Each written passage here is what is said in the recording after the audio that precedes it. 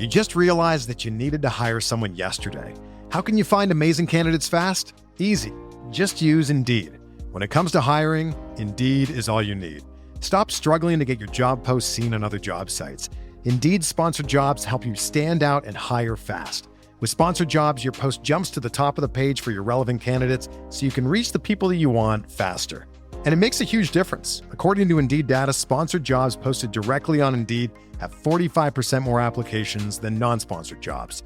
Plus, with Indeed-sponsored jobs, there's no monthly subscriptions, no long-term contracts, and you only pay for results. How fast is Indeed? Well, in the minute I've been talking to you, 23 hires were made on Indeed, according to Indeed data worldwide. There's no need to wait any longer. Speed up your hiring right now with Indeed. And listeners of this show will get a $75 sponsored job credit to get your jobs more visibility at Indeed.com/BWN. Just go to Indeed.com/BWN right now and support our show by saying that you heard about Indeed on this podcast. Indeed.com/BWN. Terms and conditions apply. Hiring? Indeed is all you need.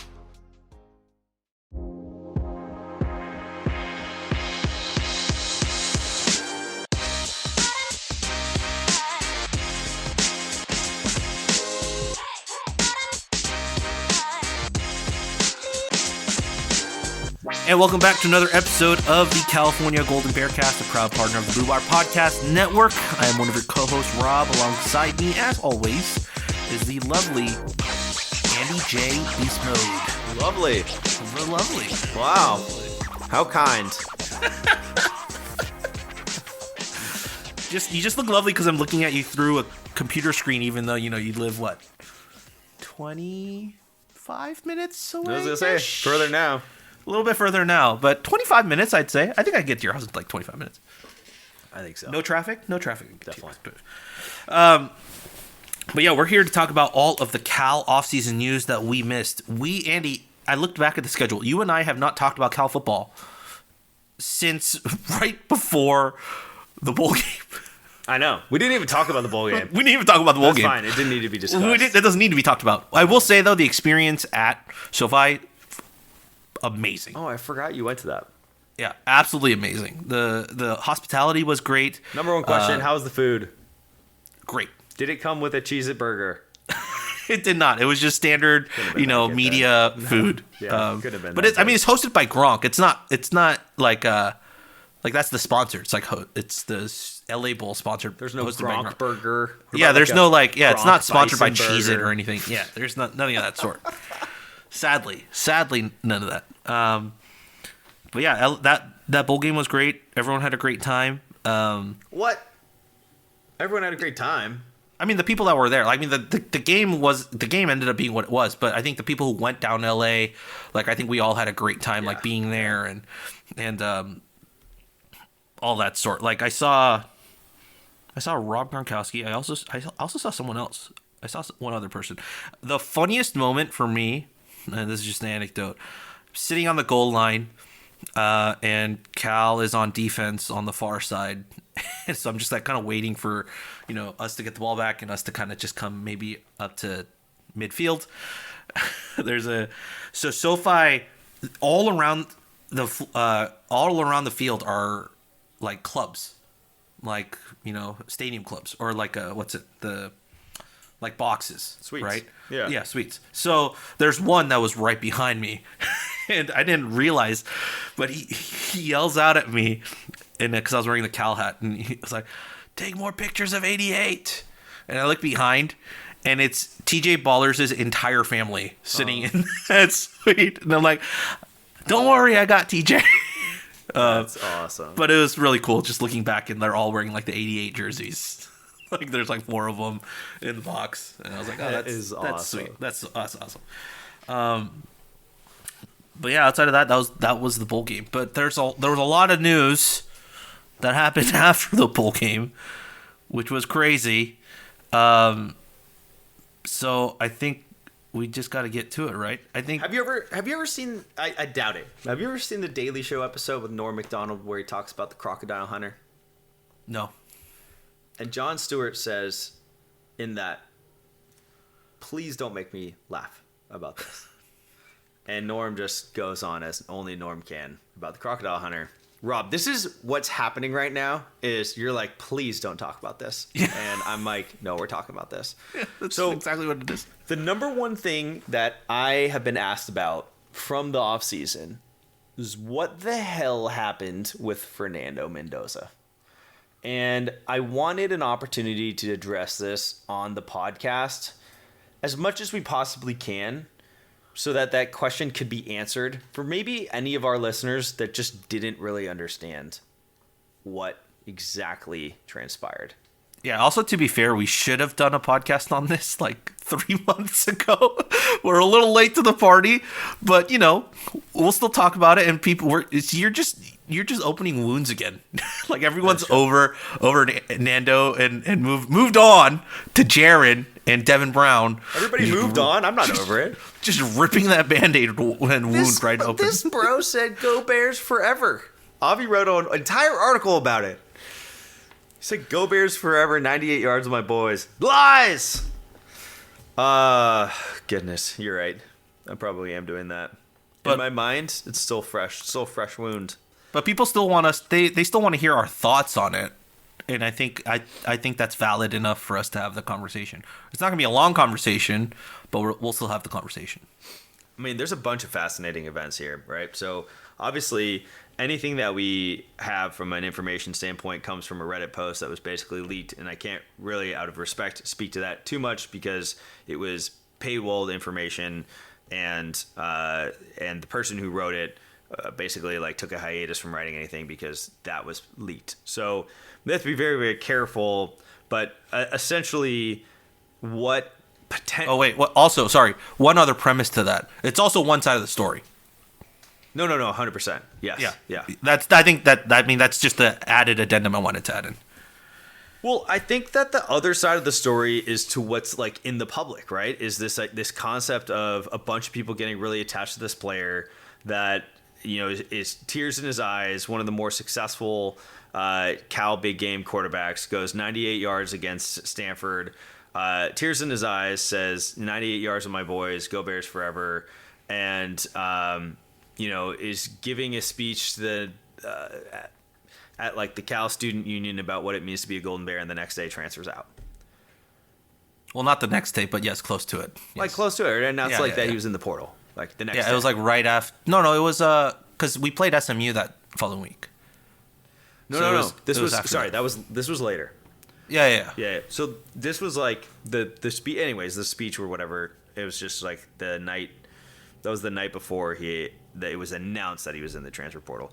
But like what ended up happening is exactly what you're talking about. Was there was a lot of controversy over what exactly transpired at the SMU game, because what we were told was that Fernando was sick.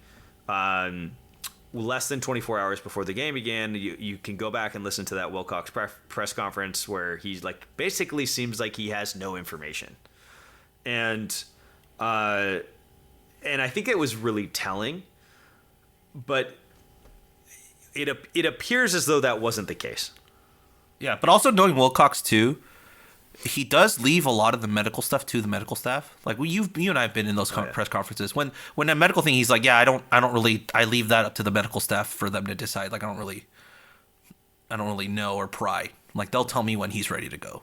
So there is that part of that too.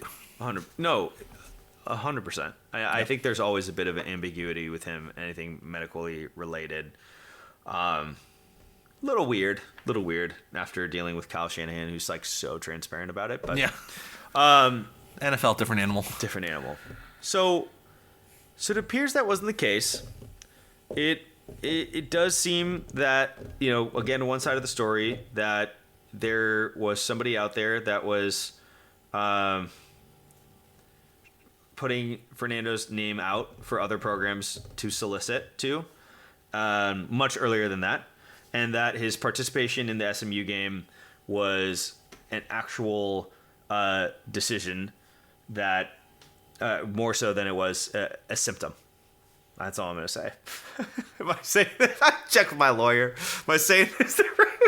Oh my gosh! I wish everyone could see your face. It's just a lot of like rumors. And that's the more annoying part for me in all of this is just like there's no definitive. Because I mean, look, let's be honest, we're never going to hear Fernando's side of this story of how all this went down. Never.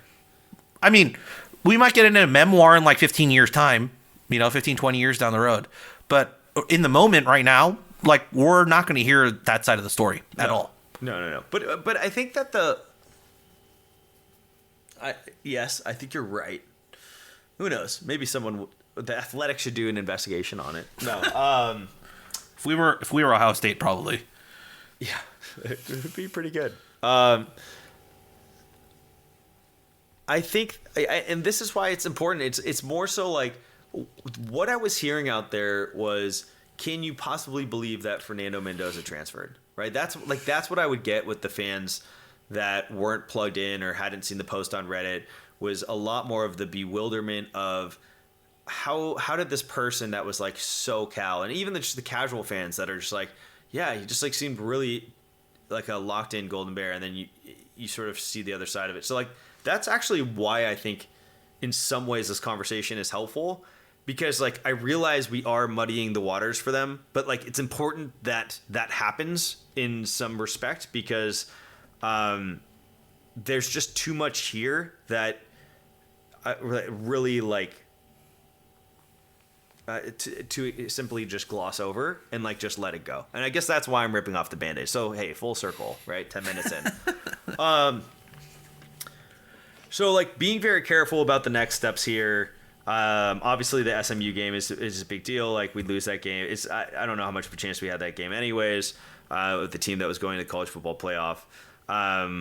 But basically it would turn out that the last game that Fernando played for Cal was the big game. So he didn't play the bowl game. He announced that he was going into the transfer portal. I believe he was like at a Cal basketball game the evening before with some of the guys rocking the 98 yards to my boys shirts. Went to the Cal basketball game, and the next day his name came up the transfer portal. And then, at the end of the day, he transferred to Indiana to go, and he's going to go play with his brother.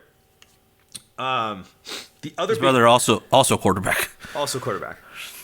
So the other big piece of news that sort of happened while this was all going down was Jaron, and I don't do the best with his last name, Sagapatele. Sagapolutele. Cool. I will get that nailed.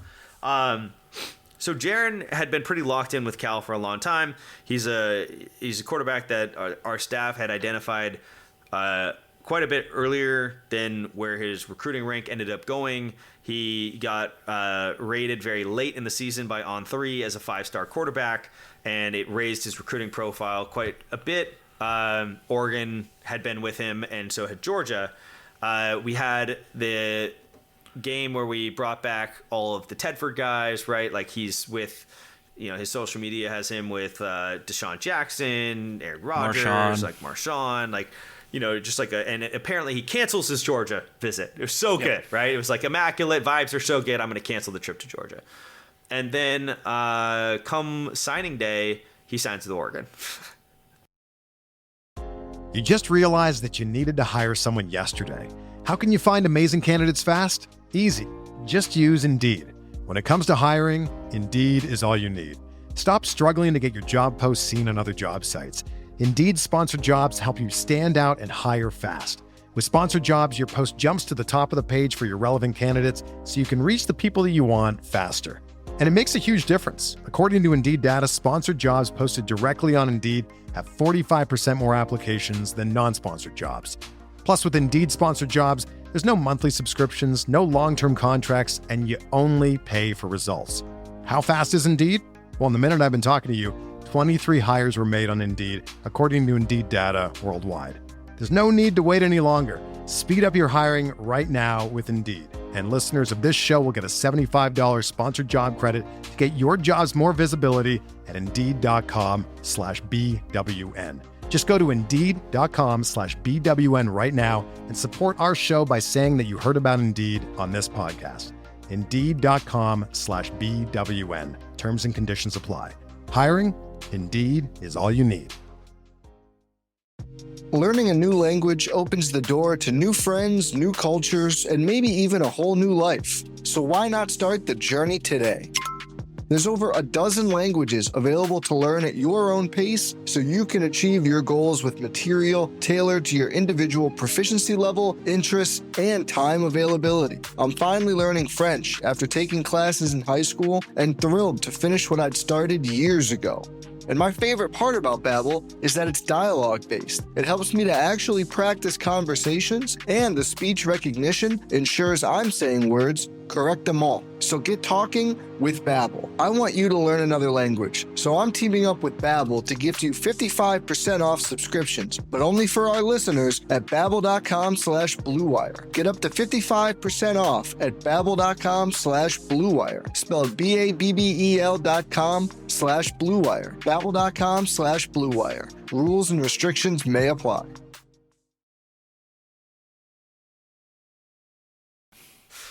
And I remember that because I called you. I was like, what the hell is going on here? Everyone was confused that day. Everyone was confused. This stuff I can say. That day that went down, I checked in the night before with people that I know. And everyone was in the best of moods ever. And let me tell you, when that day came up and that morning and he put on that Oregon hat, everyone was just as shocked as the rest of us. Maybe even his family members. If you rewatch that video, right, I pointed that out to you. Because it's Avi that pointed it out to me. If you rewatch that video, his mom and dad who are sitting next to him don't have the faintest idea that he's about to do this. At least that's what it looks like. Like body language and facial expression, that's what it looks like. So let me just tell you, that day took everyone by surprise. Maybe not Oregon. Actually, I think it took Oregon by surprise too. They had no idea until he called them. So literally, the coaching staff had 100% written off Jaren as going to Cal. Yeah, and so that's the key piece, is that when they were like, what? And but he's a 5-star quarterback. So they're like, woohoo, cool, good win for us. We'll take you. Right, but it was so shocking that even the staff that was involved in recruiting him didn't expect it to happen.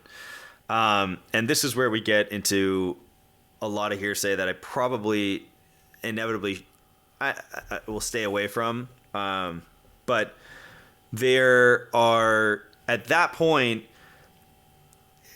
later on, this rumor comes out that there had been a phone call that took place from the existing Cal quarterback to Jaren that basically said something along the lines of like, this is my team. If you're coming in here, don't think that's going to change. Right. And that the change of heart stemmed from that actual phone call taking place. Again, this is all one side of the story and in a bit more hearsay, but that with that additional context,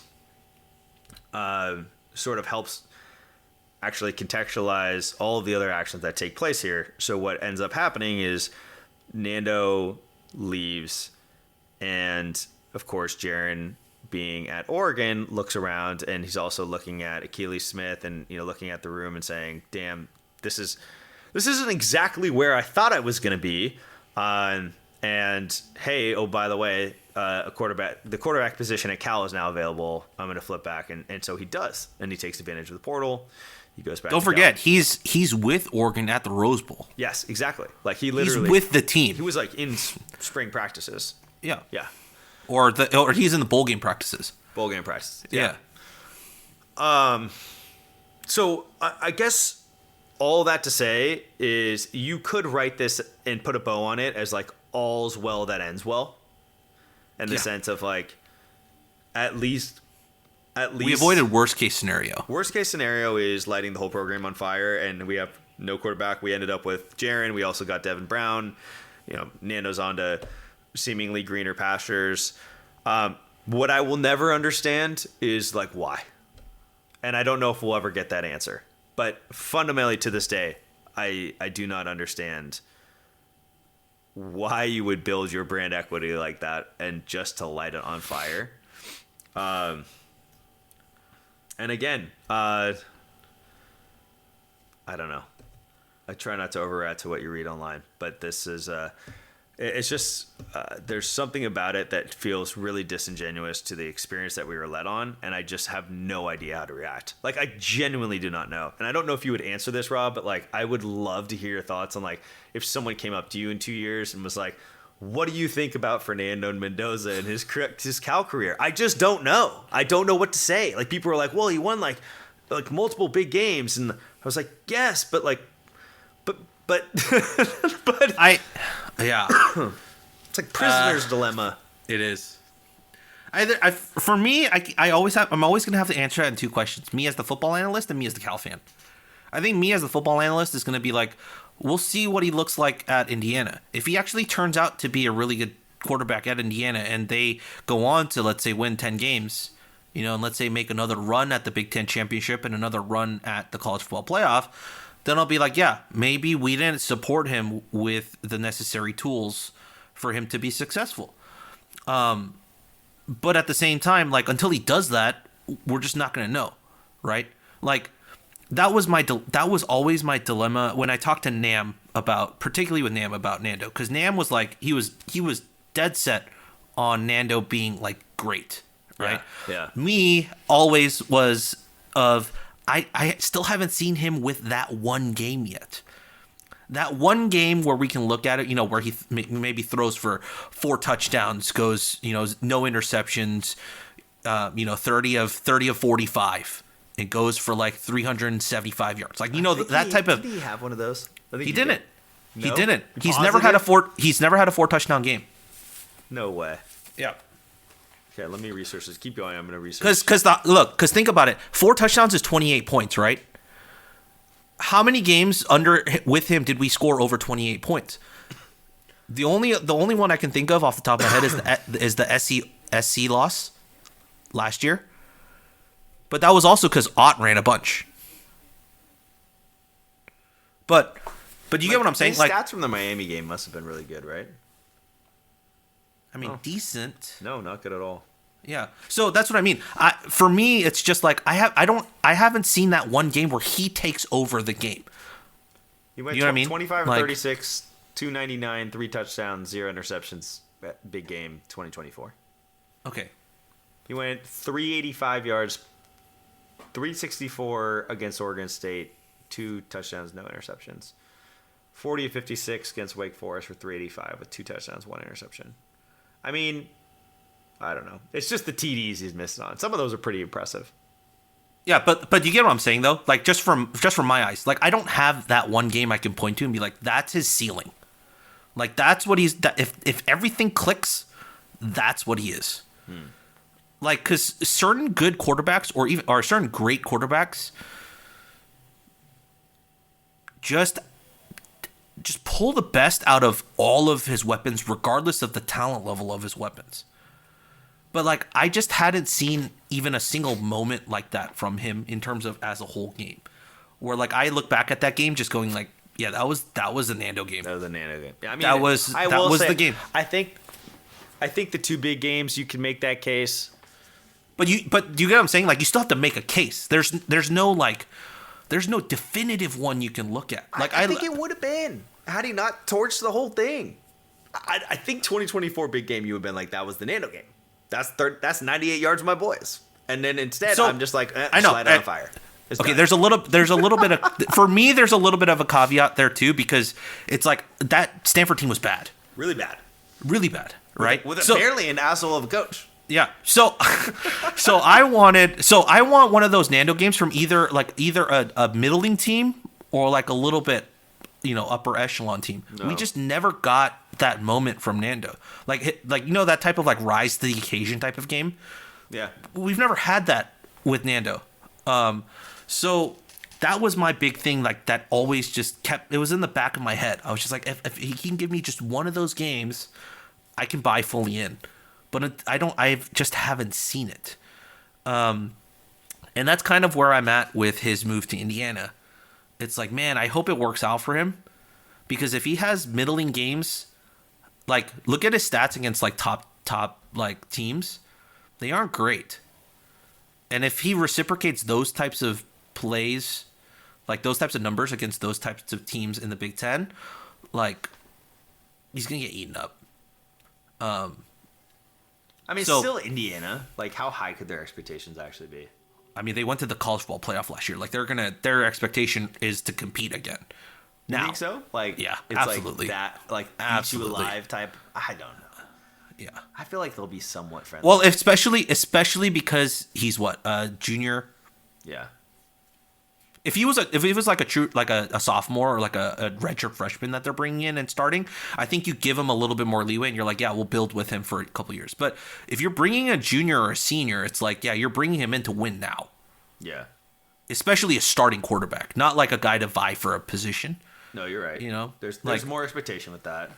Wait, 'Cause so, it's like okay, us- So you've yeah. gone analyst. Well, I need to hear the fan side. The fan side of me is just like, yeah, I think he was absolutely great as a Cal quarterback. I think he was exactly what we needed in a time of need where we didn't have any certainty at the quarterback position. So if he comes back, like you're saying, in 10 years, do a big game Nando celebration in the stadium. I mean, if they show him on the screen, I'm not going to like boo him. Well, it's like just clap him off like thanks and just move on. You know, like Who's more popular, Aaron Rodgers or Fernando Mendoza? Aaron Rodgers. I love Rodgers, dude. I'm not on any social media. I don't know anything he does, but I know people booed him when he walked in, but just like I mean, of course, there's a little bit of an additional like aura behind him because of how well he did in the pros, right? Yeah. But and like as a Cal quarterback, like being in the NFL and how well he did, but I mean, when he was here, like he enjoyed it, you know, and most of the stadium wasn't if they booed him, they weren't booing him for his on-field play. Yeah, no. It's all. They were booing him for his stances. his stances on some very, very key issues. But But here's the thing: we went out and hired two. yeah, that's a totally different conversation. All right, let me ask you a question I don't know if you can answer. Please remember what it was. Is this about Nando?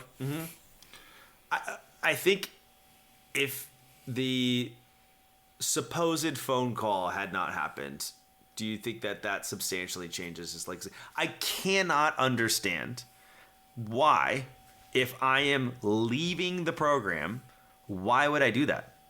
Like, did somebody hurt him? I'm gonna play devil's advocate on that question. Okay. Okay.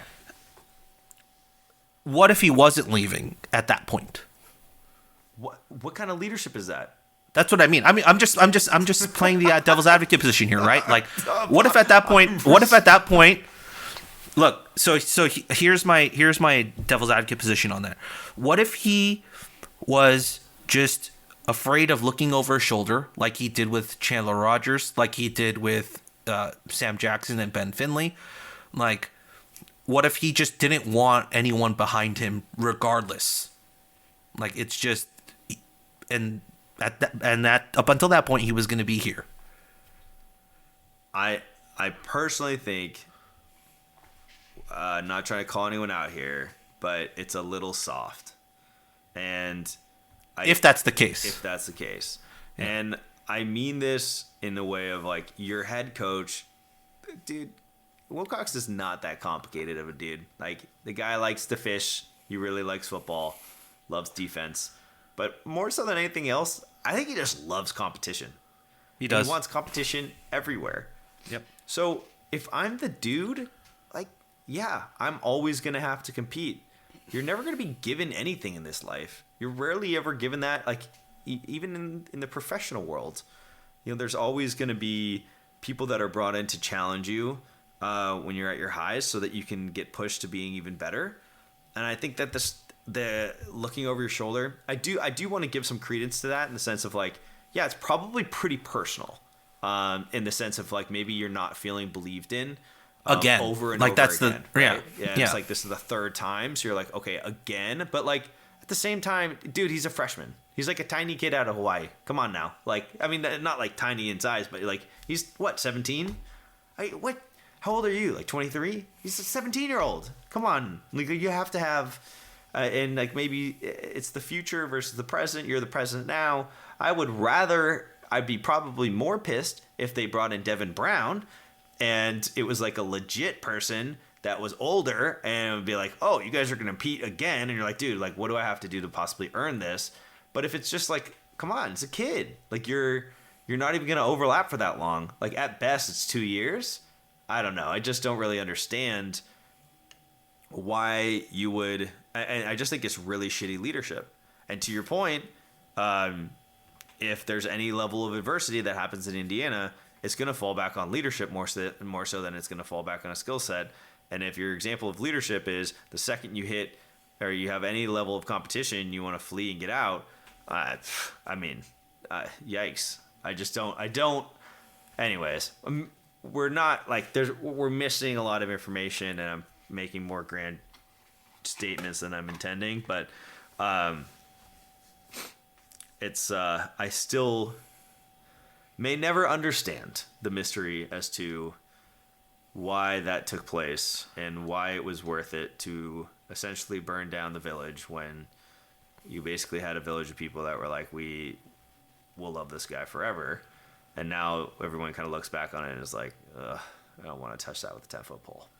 There's I'm going to try and pull it up real quick, but there's I don't know if it's a TikTok or, well, it's not a TikTok. It's from a TV show, but it's John Oliver, and he's a big time Liverpool fan, and he's talking about his players. Right, this is great. I'm gonna play it live on the air here. Wait, can you do that YouTube thing? Well, it's on TikTok, so I'm just gonna play the audio into this. But basically, he's talking about the rumors of certain players of his team leaving, right? And this is the case he's making to each guy, or what he would say to each of them if he was there in front of them. First, if you want to go, it's fine. Though. You've given more than enough. But I would ask you to think, do you want to go? Will you be loved more elsewhere than you're loved right now? I'd argue not. Again, if you want to go, I want what's best for you. I feel like a wife who's being left saying, I want you to be happy with her, Mo. And I hope that she's as good to you as I've been to you. So, Mo, please don't go, though. Please don't leave. Verge, the foundations of a building can't leave. Otherwise, the building falls down. You actually can't go. Mo can choose to, you can't. Trent, lad, talk to Gerard. He nearly went as well. Don't do it. Is Madrid nice in February? I doubt it. I haven't heard many good things about it. You know where you want to be, Trent. Merseyside in February. He's going, isn't he? He's going. He's definitely going. Brilliant. Yeah. Mo. But like that the line that he has about Mo Salah, and he's saying, like, I want you to be happy, but please don't go. But I hope you're happy if you do go. I think ultimately that's my sentiment. That was my sentiment in the moments that it was happening. And it like that line, it still gets me. Will you be as loved as you were here? Probably not. That line gets me. Particularly with just the folklore of Nando and his trajectory, his career path here, and also like his off the field, love for Cal. Yep. So that's the line that'll forever get me, and we'll see. We'll find out later this year. But will you be as loved? Continued, Rob? Will you be as loved? I guarantee you we'll bring it up at some point if Nando like goes off against Michigan. Like we're just gonna be here like, lad. All right. Let's move on. Is Bloomington nice in February? I haven't heard many good things. Can confirm. It is not. All right, we got some more quick topics that we're gonna hit real quick here. After all of that, Jaron and Devin arrive as quarterbacks. Great. Ron Rivera. I mean, this is not in order, by the way. So Ron Rivera also appointed as the GM. We kind of glanced about that, but Andy, are you excited to have Ron back into the fold? Oh, without a doubt. Without a doubt. Just seeing him around, I think, is cool. He was at a couple of basketball games, like right before his announcement. I saw him sitting courtside. I thought that was really cool. Him and his wife. So good on that. All right. Offense coordinator and offensive line coach Mike Blesh and wide receiver coach Brill Toller are out. I'm going to go with all the outs first. Aristotle Thompson leaves for Northwestern. Trey Watson gets hired at TCU. And Peter Sermon leaves for the New Orleans Saints inside linebackers job. Anything of those you want to talk about or hit on? No, just keep it coming because we got a bunch of incoming ones. All right. Next one is all the ins. Brian Harsin comes in as the offense coordinator. Cefalo comes in as the new wide receiver coach. Famika and I comes in as the offensive. Famika and I comes in as the offensive line coach. Julian Griffin comes in as the running back coach. Mike Bruno is promoted to inside linebackers, and Alan Brown is brought back as the other defensive backs coach. And Nick Rolovich is hired as an offensive assistant, and Jason Novak is hired as the new strength and conditioning coach. Boom. Team no vaccine. Here we go, selling it out. Look, no, you can't. I don't want to touch that with a 10-foot pole. I think I was like the first person to say, like back in the day, I was like, I guess I just don't give a shit, just win games. And then it's been a pretty rough first 4 months or so of 2025. So that sentiment certainly is a little bit more hot than I intended, but I really stand by that. I think people won't care if you win. Like if we win 8 games, 9 games, no one's going to give a shit about Rolovich and his stance. I mean, people will to a degree, but like I think people will get over that because success and recency bias will completely overwhelm any of that past sentiment. But I also think it's very risky. And if it goes bad and we win 5 to 6 games, the calls will be much louder because we will have sold essentially our soul in order to try and get those wins, and we'll have been unsuccessful yet again. And I think that, so I think it's a really risky position for Wilcox to put himself in, but I also think he just really wants to win.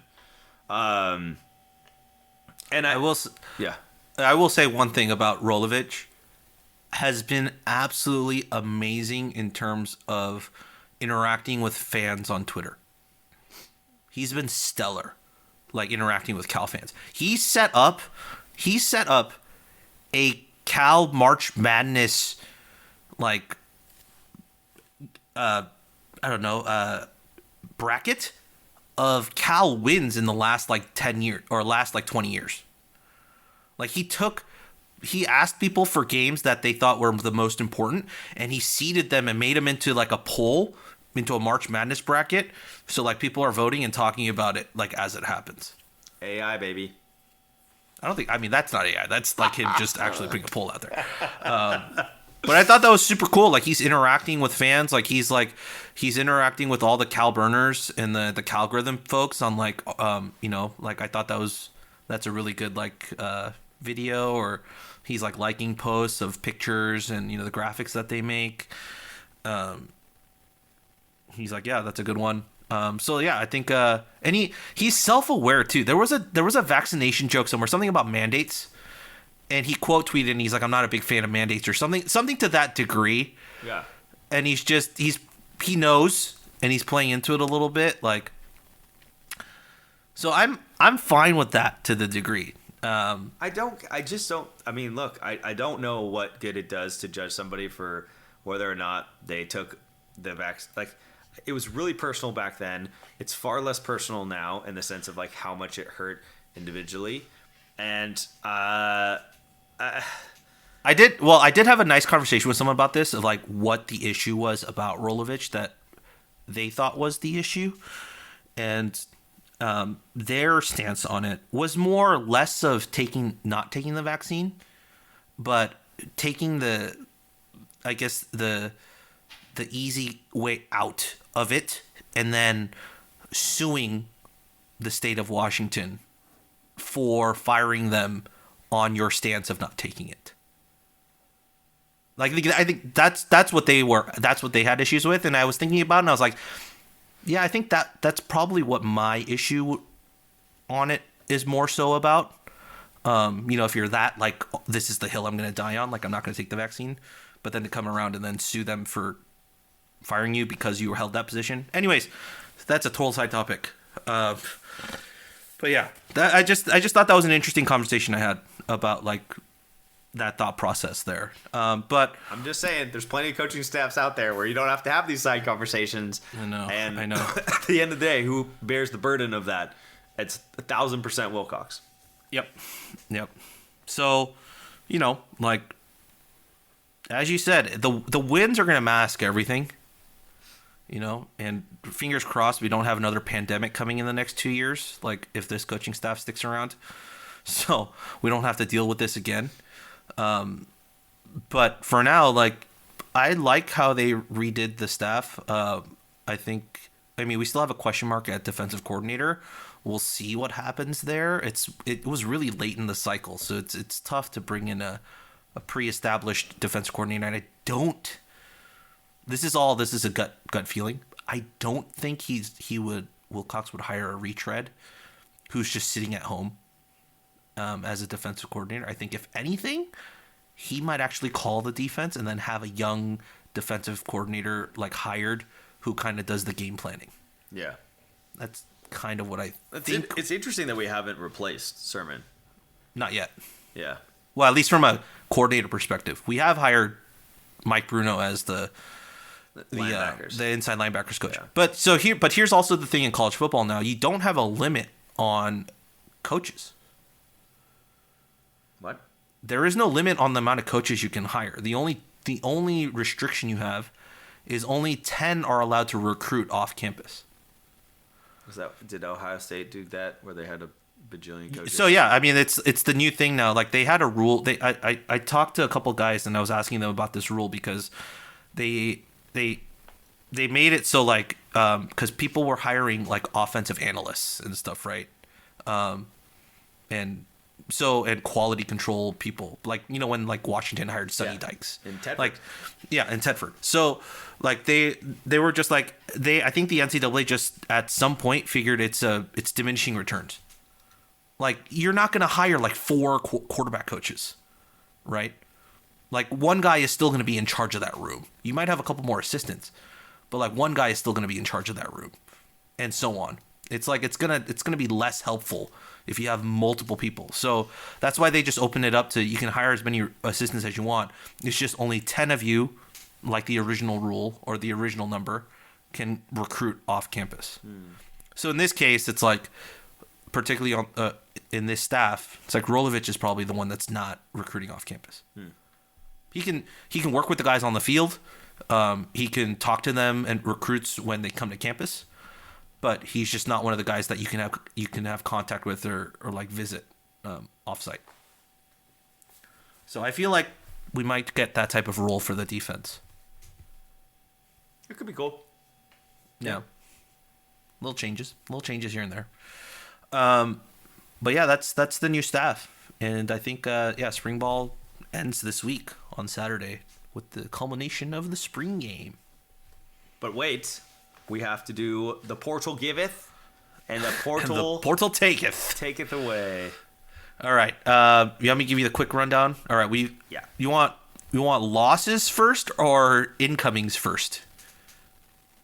Losses first. Losses. End with the positive. All right. David Reese to Syracuse. Wait, Chandler Rogers. We lost David Reese? We did. I can't believe I missed that one. Chandler Rogers is in the portal, but he's also pursuing NFL. I think if his Instagram is correct, he just had a workout with the Dallas Cowboys. Mikey Matthews from Cal to UCLA. Derek Morris, the kicker, from Cal to UMass. Josiah Martin, Cal to Oklahoma. Derek Morris transferring is hilarious, by the way. All right, sorry. Fernando Mendoza, Cal to Indiana. Isaiah Hunter, Cal to Nebraska. Bobby Enxler, who's a punter, Cal to, I think, Northern Arkansas. J.T. Byrne from Cal to Georgia Tech. Brooklyn Cheek from Cal to Wyoming. Nate Ricina, Cal to Davis, and Matthew Wyckoff, Cal to Houston. That are all the outs. Any catch your eye outside of Nando? Yeah, I mean, Derek Moore is hilarious. What is up with us and kickers? I don't know. Can't keep them. Unbelievable. Ryan Longwell was supposed to save us. Maybe he still can. Maybe he can. All right, let's go with the end with the positive. Yeah. All right, here we go with the ends. We got a lot of ends. Drew Polidor Jr. comes from Montana State, I believe. Jaden Wayne, that's the one I'm really excited for, comes from Washington. It's weird because Jaren's in the transfer incomings because technically he enrolled at Oregon, so he's listed there. Dasmond James, also one I'm excited about, from Arkansas. Can I get a position on the last two? The Washington. Yeah, so Drew Polidor is a safety from Montana State. Jaden Wayne, edge, outside linebacker from Washington. Dasmond James, wide receiver from Arkansas. Jacob DeJesus, wide receiver from UNLV. Brooke Honor, punter from Northern Arkansas, I believe. Mason Minnie, tight end from the Idaho Vandals. Tyson Ruffians, inside offensive line from Nevada. Bum Jock, linebacker from Colorado State. Tristan Dunn, safety from Washington. Caleb Johnston, long snapper from Washington. Johnston? My cousin. Yes, he does have a T. Yes. Devin Brown, quarterback from Ohio State. Leon Bell, offensive tackle from Mississippi State. Lamar Robinson, inside offensive line from, what school is this? Georgia State? Yeah, both of those are schools. Whichever one's the Panthers. LaJuan Owens, inside offensive line from New Mexico. Hezekiah Masses, cornerback from FIU. Kyle Cunanan, kicker from Chattanooga. Jordan Moko, inside offensive line from Chattanooga. And Tyson Ford, defensive line from Notre Dame. Overall, it feels like we did really well on the O-line. Really well. O-line recruiting. We really flipped the O-line. Yeah. I think there's a couple of... Obviously, like quarterbacks, Devin Brown, Jaren. Who else was in it? I mean, the big guy ones from UNLV was the guy that Jacob DeJesus. Yeah, he's like super fast, right? He's really fast. Him and Dasmond are. Yeah, him and Dasmond are both fast. Dasmond James, the wide receiver from Arkansas, was one of the top five fastest receivers in all of college football last year. Something of that sort. He's ridiculously fast. 6'2", 196. I think it was yesterday, the Cal football put on their Instagram, it was Dasmond James just beating a freshman cornerback like on a little fade route, and he just ran past him and could not catch up to him. I love that. But yeah, outside linebacker, offensive line. We rebuilt our defensive backs as well with some, and shorted up with some experience because we lost a lot of experience on that end. And then, yeah, I think that the three biggest ones, if I'm not counting Jaren, is probably Jaden Wayne and Dasmond James are probably the two guys that I'm looking at going immediate impact. I also heard good things about Tristan Dunn, the safety from Washington. Apparently he's been really great too. I mean, he's a safety that's 6'4", 191. Yeah. So that's great. He's got size too. So if you put him at strong safety, you could put him in the box if you need more run support. So are there any concerns? Is there a post-spring portal window? Yeah, there is. But in my mind, the only guys you would really suspect to leave are guys that aren't on the too deep. Because if you're expecting to play here and you're here, like, why would you leave now when most other schools have already shored up all of their positions? My only thought is because your defensive coordinator left. Yeah, but they could have left before spring ball. Oh, why? Well, they could have still entered the portal because when did Sermon left right before spring ball started? Or Sermon left in like February? I thought the window was closed. The window's closed, but I think the window closed in January, right? Anyways, yeah. I mean, you're not wrong. I was worried about Cade.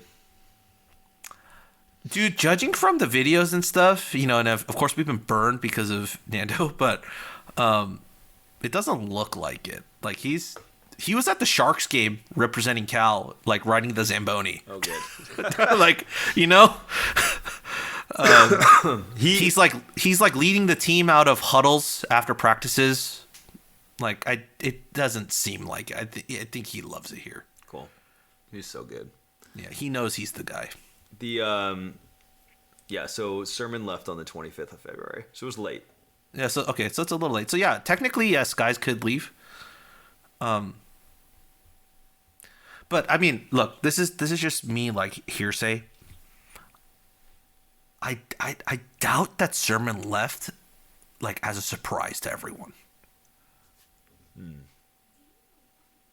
It just doesn't feel like that. I mean, I remember there was a point where we thought that was going to be one of the outcomes. Like he was going to leave. Yeah.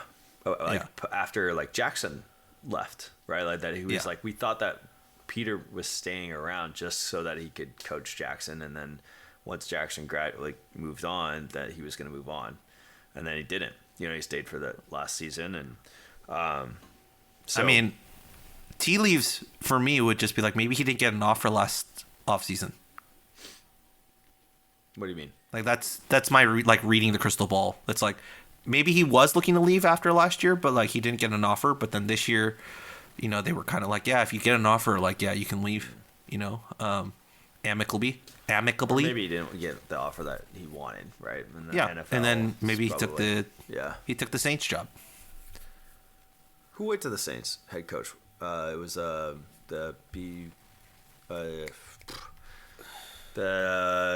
Kellen Moore. Kellen Moore. That's it. Yep. And so, did they know each other from the Boise State days? Yeah. Kellen Moore was his quarterback. Kellen Moore was at Boise from 2007 to 2011. Peter Sermon was at Boise. Peter Sermon was never at Boise.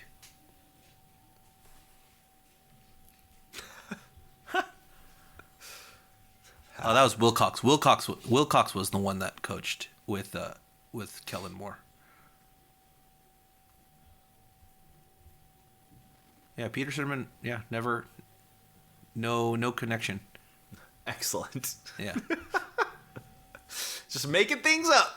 Yeah, I thought it was, but maybe not. No, it's just because we have so many ties to Boise State. So many ties. Harsin was the one that was at Boise. Yeah. So, yeah, that's probably where we're getting mixed up. But, yeah.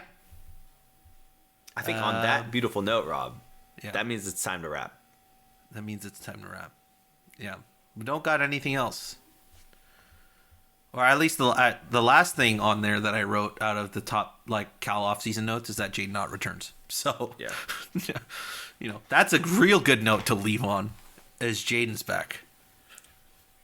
Amazing. Jaden with a healthy O-line is the type of hype that could turn me around on my prediction. Not even just a healthy O-line, but an actual decent to good O-line. Yeah.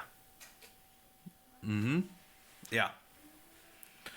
Yeah. So, yeah, that's all the Cal offseason news, folks. Cal spring ball ends this Saturday, depending on when you're listening to this. But, yeah, that's it for us on the California Golden Bearcast. You can find us on Blue Sky. You can find us on Twitter at Golden Bearcast. You can find us on all your podcast listening services. And you can find the written stuff over at writeforcalifornia.com. And until next time, folks, as always, go Bears. Go Bears.